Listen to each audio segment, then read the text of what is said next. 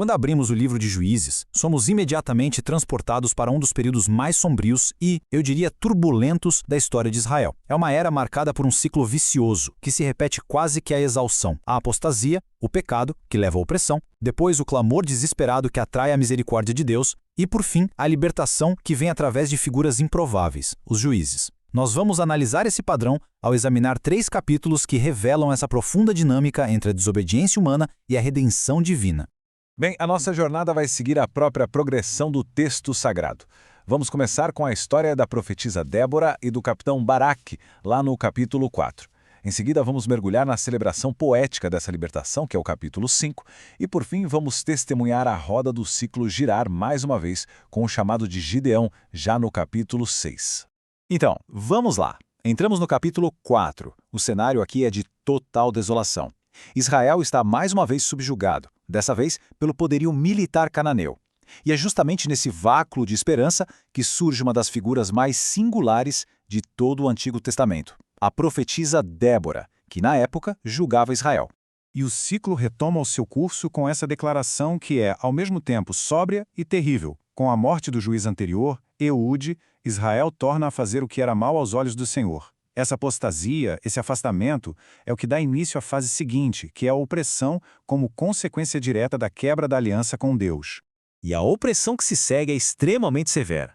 Por 20 longos anos, Israel sofre sob o domínio de Jabim, rei de Canaã. E o seu poderio militar é simbolizado por este número impressionante, 900 carros de ferro. Para a gente ter uma ideia, essa era uma tecnologia de guerra formidável para a época. Isso mostra não apenas a força do inimigo, mas a completa vulnerabilidade em que Israel se encontrava.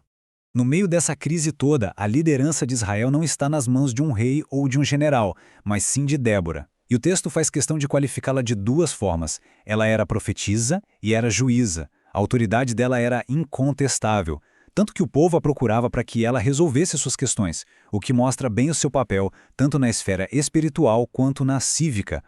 É importante notar que Débora não age por iniciativa própria.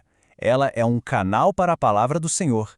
A ordem divina que ela transmite é clara e bem específica: convocar Baraque, um líder militar, e marchar para o Monte Tabor.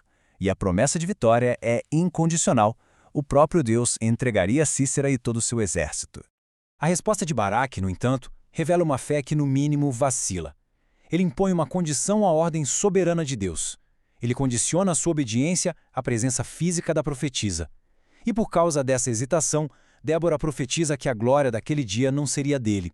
A vitória final seria entregue nas mãos de uma mulher, o que já era um prenúncio do desfecho surpreendente que essa batalha teria. E a profecia se cumpre, de fato, de uma forma impressionante. O temido comandante Sísera, depois de ser derrotado em batalha, busca refúgio na tenda de Jael, e ali, num ato de uma audácia e violência tremendas, ela o mata, enquanto ele dorme. A libertação de Israel, veja bem, não é selada com espadas no campo de batalha, mas com uma estaca de tenda, pelas mãos de uma mulher.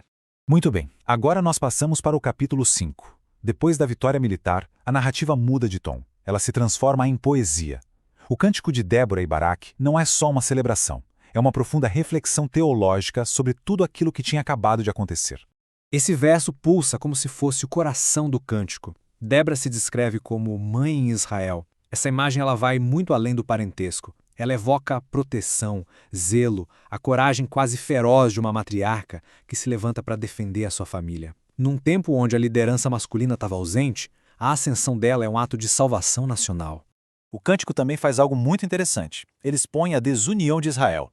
Enquanto algumas tribos responderam prontamente ao chamado para a batalha, outras simplesmente ficaram inertes, mais preocupadas com seus rebanhos e seus navios.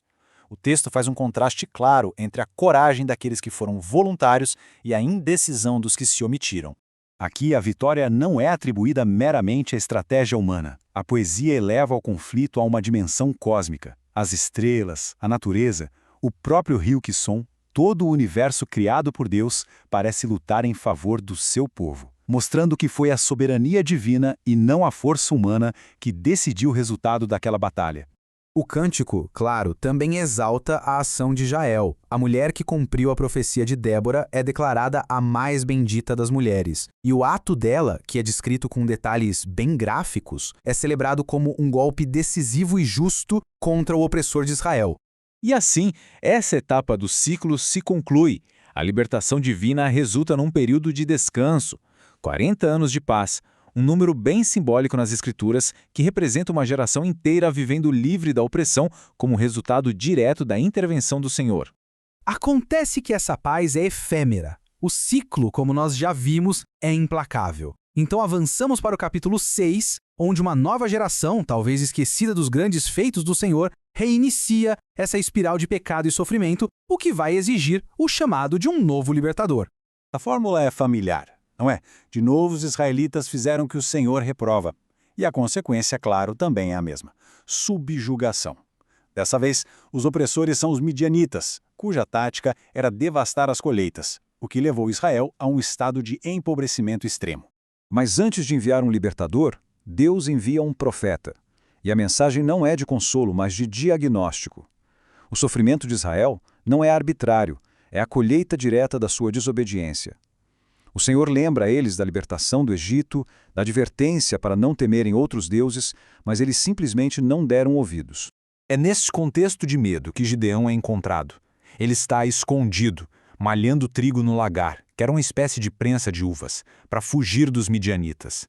A saudação do anjo do Senhor, poderoso guerreiro, soa profundamente irônica, mas, na verdade, ela é profética. A dúvida de Gideão ecoa o desespero de toda a nação, e a resposta divina o confronta com uma ordem direta. A reação de Gideão é de completa inadequação. Ele se vê como total oposto de um poderoso guerreiro. Ele aponta sua linhagem humilde e a sua posição insignificante dentro da própria família como se fossem impedimentos para uma tarefa tão grandiosa. E a resposta divina não contesta a avaliação que Gideão faz de si mesmo. Pelo contrário, ela a torna irrelevante. A qualificação para a missão não está na força ou no status de Gideão, mas na presença de Deus com ele. Eu estarei com você. Essa é a promessa que capacita o incapaz. Apesar da promessa, Gideão ainda pede uma confirmação. Ele pede um sinal. E o que acontece em seguida é uma teofania, uma manifestação de Deus. O fogo que consome a oferta de maneira sobrenatural valida a identidade do mensageiro e a autoridade da mensagem, confirmando o chamado de Gideão de uma forma que não deixa dúvidas. Pois bem, as narrativas de Juízes, com esse seu padrão cíclico, nos convidam a uma reflexão. Será que esse ciclo de queda, sofrimento, arrependimento e restauração é um fenômeno restrito àquela nação antiga? Ou será que ele ecoa em outros padrões históricos, sociais e até mesmo em nossas vidas pessoais? Fica a questão para pensarmos. Esta é uma produção da Primeira Igreja Batista de Guarulhos, um ponto de encontro entre Jesus e o pecador.